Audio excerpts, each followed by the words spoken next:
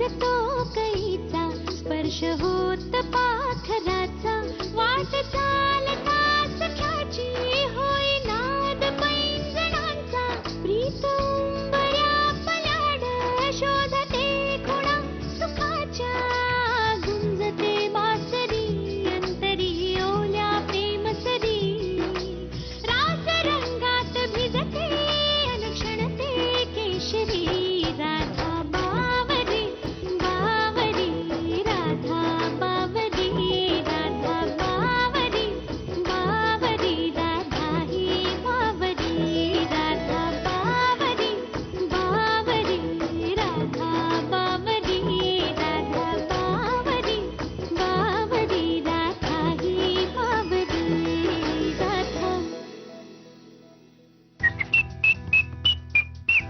तू कधी आला? मग अशीच तुझ्या दोन्ही बातम्या कळाल्या त्या बघायला थांबलोय मी. बघायला?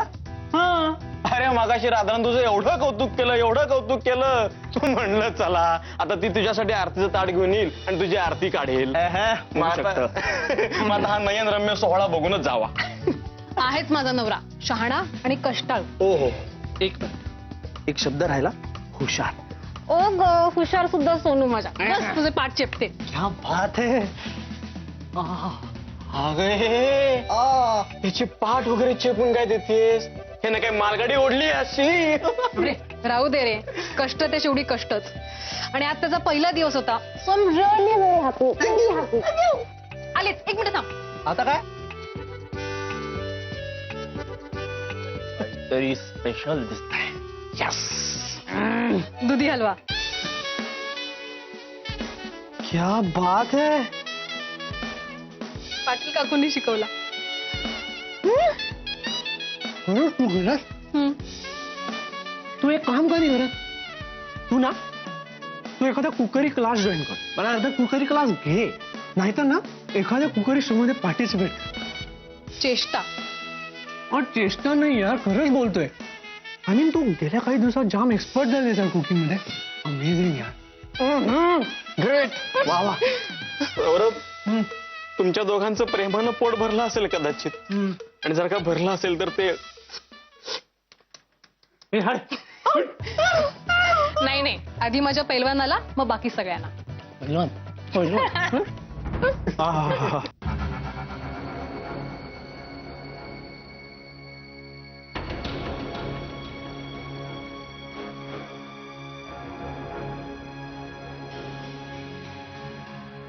अरे सौरभ, मला उठवायचं ना, उशीर झाला. अरे एवढी गाढ झोप लागली की कळलंच नाही उठल्यानंतर 5 मिनिटं मी कुठे आहे ते.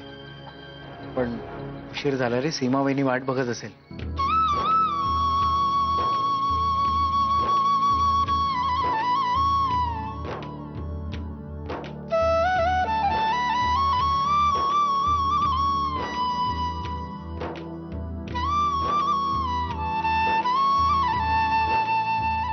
सौरभ, काय झालं?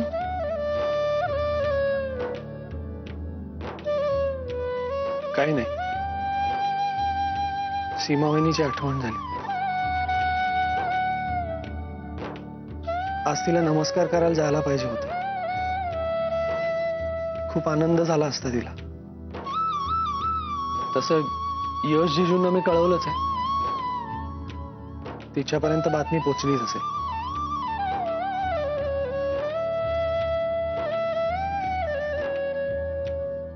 सगळं नीट होईल. नक्की सगळं नीट होईल ना?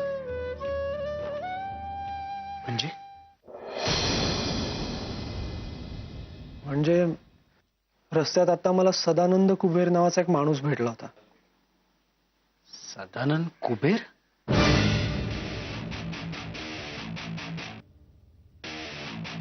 हो. सौरभ, धर्माधिकारी तुम्हीच ना? हो डॉक्टर केदारचे लहान भाऊ. हो. मग मला फक्त तुमच्याकडनं 5,000 रुपये हवेत, याच ठिकाणी उद्या संध्याकाळपर्यंत. बस. पण कशासाठी? डॉक्टर केदारचा जीव वाचवण्यासाठी. मला काही टोटलच लागत नाही. केदार, हे सगळं त्या राघव मंत्री प्रकरणातलं जुनं लफडं नाही ना? सौरभ प्लीज मला एम्बॅरेस करू नकोस. अरे सदानंद कुबेर हे नाव मी पहिल्यांदाच ऐकतोय. खरंच बिलीव्ह मी.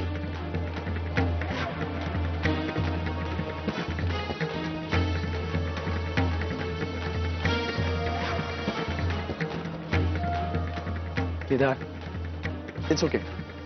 जाऊ दे, सोड. कोणीतरी असेल तो म्हणून विसरून जा. तू जा, फ्रेश हो. जा.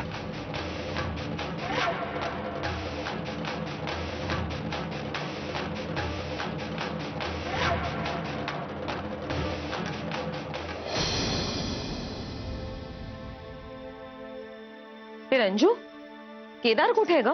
त्याचा फोनही लागत नाहीये, क्लिनिकला सुद्धा गेला नाहीये. काय ग, मी काय विचारतेय, केदार कुठे आहे? हा केदार, अगं नाही, काही सांगूनच नाही गेला बघ ना. कमाल आहे बाबा या मुलाची. पण बरं झालं बाई, त्या मितालीच्या वडिलांच्या केस मधनं तो सुखरूप सुटला. ते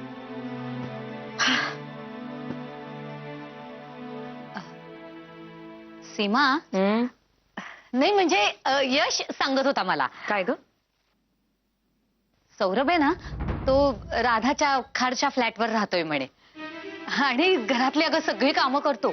शिवाय ना कुठल्या तरी जिम मध्ये जातोय पार्ट टाइम जॉब म्हणून, आणि कसला तरी कोर्स पण करणार आहे म्हणे. वा, चांगली गोष्ट आहे. मी हजारदा सांगितलं पण ऐकलं नाही माझं. आता नाचतोय बायकोच्या तालावर. नाचू दे, देव त्याचं कल्याण करो. सीमा, त्या दोघांना आपण घरी बोलवूयात. तुला आणि यशला या घरात राहायचंय ना, का जाताय चाळीत पुन्हा राहायला?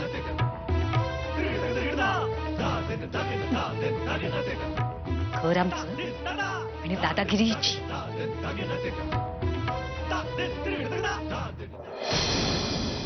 सौरभ येतो. सीमाबाईंनी वाट पाहत असेल.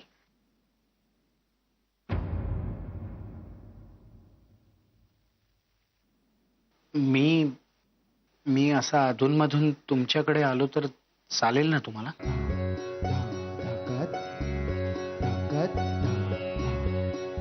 केदार, अरे काही काय वेड्यासारखे प्रश्न विचारतो. हे घर आपलं आहे, आपलं सगळ्यांचं. तुला हवं तेव्हा ये. थँक्यू. ठीक आहे. चल bye bye bye bye bye Radha. Bye.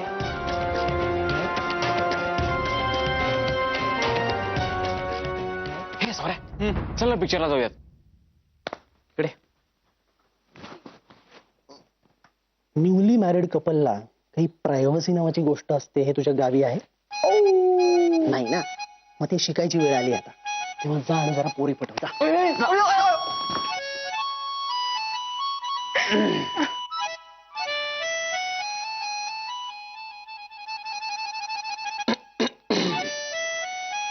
Saurabh, उद्या 7:30ला क्लास आहे, तुझ्या लक्षात आहे ना? लवकर झोपायचंय.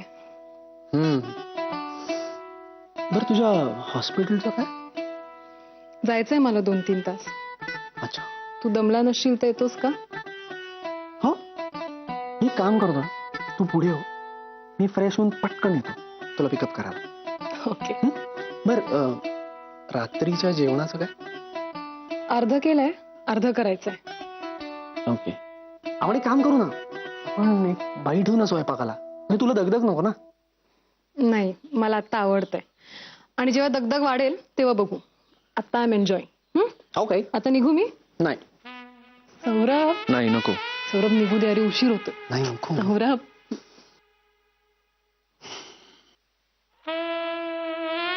काय झालं?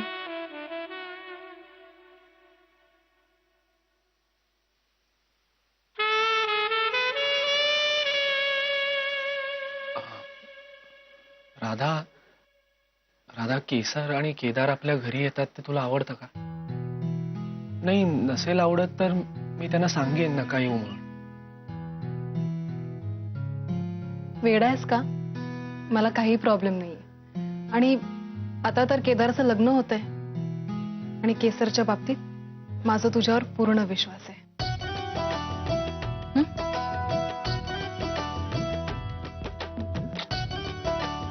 मी आवरते.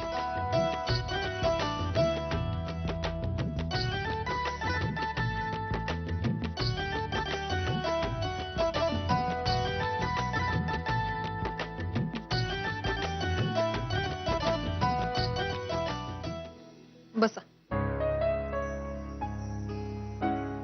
सगळं ओके आहे, पण मागच्या वेळेस जसं तुम्हाला सांगितलं होतं, तुम्ही अतिकाळजीपोटी नुसते बसून राहता. हे चुकीचं आहे. डिलिव्हरीच्या वेळेस तुमचं शरीर लवचिक असलं पाहिजे. त्यासाठी प्रेग्नन्सीतले काही एक्सरसाइज आहेत जे तुम्ही केले पाहिजे. पण तुम्हाला ते जर जमत नसतील तर निदान रोज सकाळ संध्याकाळ 45 मिनिट्स वॉक हा घेतलाच पाहिजे. बघा, सगळ्यात महत्वाचं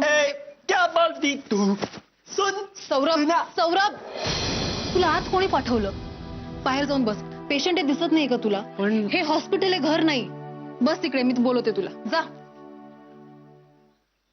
हा, तर मी काय सांगत होते, वॉक बरोबर आहार सुद्धा तितकाच महत्वाचा आहे. काही जड उचलायचं नाहीये, बरोबर आहे, पण त्याचा बाऊ नाही करायचा. आणि व्हिटॅमिन सप्लिमेंट्स आणि डाएट चार्ट फॉलो करताय ना तुम्ही? हो हो. या तुम्ही उद्या परत चेकअपला या.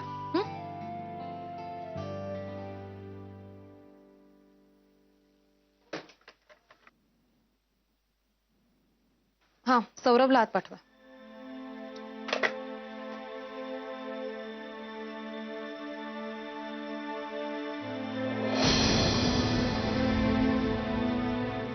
मे I come in, doctor Manohar?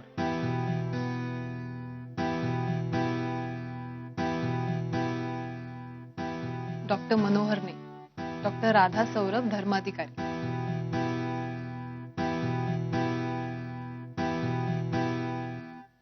Saurabh, बस बस ना. बाळा, ऐक ना, समजून घे ना. हे हॉस्पिटल आहे, आपलं घर नाही. इकडे काही नियम आहे. असं पेशंट समोर आरडाओरडा केलेलं चुकीचं आहे ना, हो ना?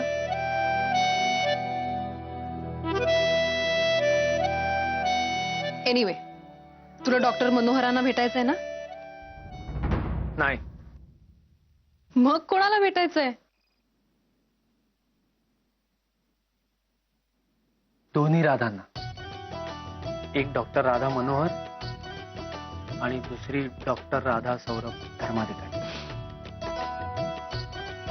कारण दोन्ही राधा खूप गोड आहेत. येडू.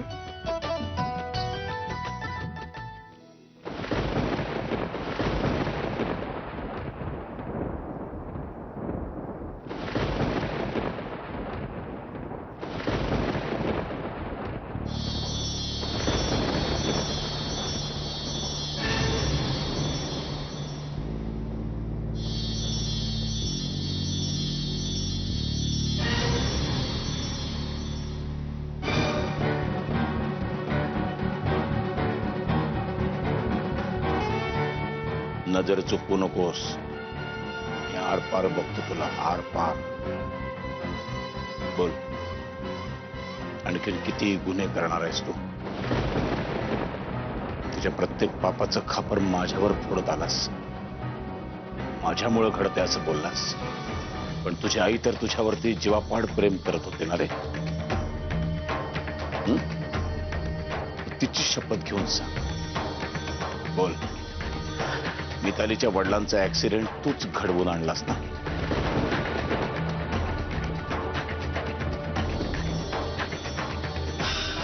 हो.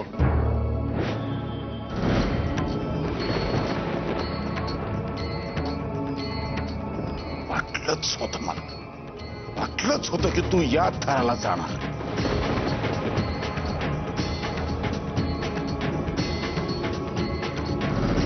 तुमच्यामुळेच झालोय मी असं. एक शब्द बोलू नकोस. माझ्यामुळं काही घडलेलं नाहीये. चल, आत्ताच्या आत्ता तुला पोलिसात देतो. चला ना, जाऊया. पण तिथे मी सिद्ध करेन की हे सगळं तुम्हीच केलंय म्हणून. काय? चला, जाऊया.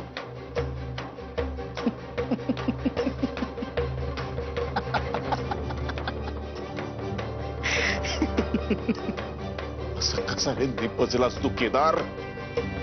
का केलंस तू असं? का केलंस? माझ्या वाकड्यात जाणाऱ्याचा ऍक्सिडेंटच होणार. हं? सौरभ, राधा आणि मग तुम्ही तिघेही माझ्या रिंगणात आहात. तुम्हाला तिघांनाही वर पाठवणार मी. आणि मग मीही येणार तुमच्या मागे.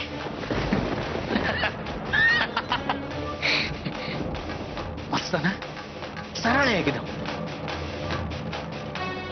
हा, माझ्यामुळे मार्कंड दादा, सीमा बहिणी, यश, रंजू यांना अडचणीत नाही आणणार मी, अजिबात नाही. तुम्ही तिघे आणि मी असे नंबर लागलेले आहेत. बघा बघा, माझी नजर चुकवून कुठे पळता येते का? अरे उलट्या काळजाचा कसा निपजलास माझ्या पोटी तू? अरे काय माणूस आहेस का कोण आहेस? या गोजीरवाण्या चेहऱ्याच्या पाठीमागे एक राक्षस चढलाय रे, राक्षस चढलाय. रामखोरा, जीव घेतास का माणसाचा तू? अरे नाही का दादा? काय करता तुम्ही? अहो काय जीव घेताय का त्याचा? अरे यांनी काय केलं तुला कळलं ना तर तू सुद्धा जीव घेशील याचा. अहो काय केलं त्याने एवढं मोठं? यांनी काय केलंय? अरे यांनी मितालीच्या वडिलांचा खून केलाय.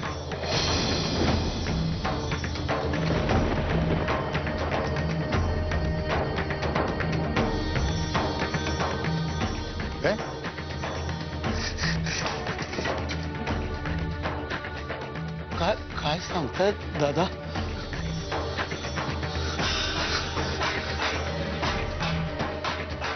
दादा, आता तर मला पोलिसांनी क्लीन चिट दिली, तरी तुमचं म्हणणं असं आहे की मी मार्कंड दादासमोर कबूल करायचं की मीच गुन्हा केलाय? का दादा, का? मार्कंड यांचं हे अतिच व्हायला लागलंय. तुम्ही नसताना देखील असाच हाही दोष घालत असतात. अरे खोटं बोलतोय रे हा, फसवतोय तुम्हाला सगळ्यांना, फसवतोय. दादा तुम्ही जरा सांभाळा स्वतःला. काय चाललंय तुमचं? प्रत्येक वेळी असंच करता तुम्ही. सगळं चांगलं चाललेलं असताना असं अचानक अंगात येतो तुमच्या आणि सगळं वातावरण बिघडवून टाकता. नेहमीच झालंय हे. सीमाची तरी काय चूक आहे? इतकं करते तुमच्या करता, तिच्याशी असंच वागता तुम्ही? तिच्याशीच का सगळ्यांशी असंच वागता? सतत बोलत असता आम्हाला प्रत्येकाला. अहो तुमच्या अशा स्वभावामुळे आई सुद्धा गेली झुरत झुरत. किती बोलायचं तिला? बस झालं दादा, बस झालं आता. सीमा, ताबडतोब बॅग भरायची. आत्ताच्या आत्ता वृद्धाश्रमात घेऊन जातो मी. अरे काय बोलतोस तू मार्कंड? चोर सोडून संन्याशाला फासावर लटकवायला निघालाय तुम्ही. अरे आता काही क्षणांपूर्वी यांनी स्वतःहून गुन्हा कबूल केलाय माझ्या समोर.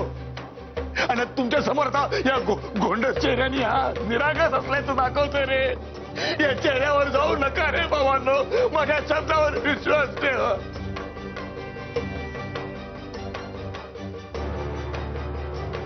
अरे अरे यानंच त्या मितालीच्या वडिलांचा खून केलाय, स्वतः कबूल केलंय. आणि आता मला सांगतोय हा की आता राधा, सौरभ आणि नंतर मी. दादा बस झालं. मार्कंड दादा, बघ ना काय बोलतायत. मी असं करेन का? का करेन असं मी? हो दादा, काहीतरी काय बोलताय तुम्ही? आता बोलू पण नका, माझ्या अंगावर काटा आला बघा. अरे मूर्खांनो, हा फसवतोय तुम्हाला सगळ्यांना हा फसवतोय. दादा इनफ. आता एक शब्दही बोलू नका यापुढे.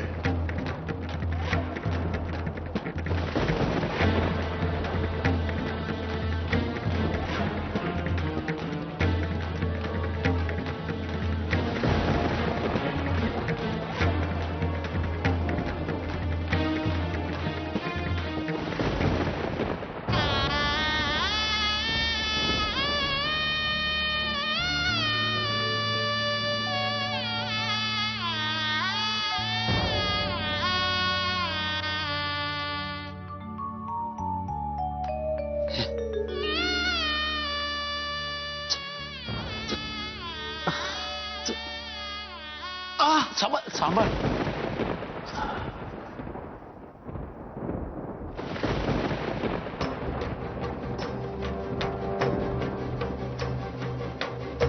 आ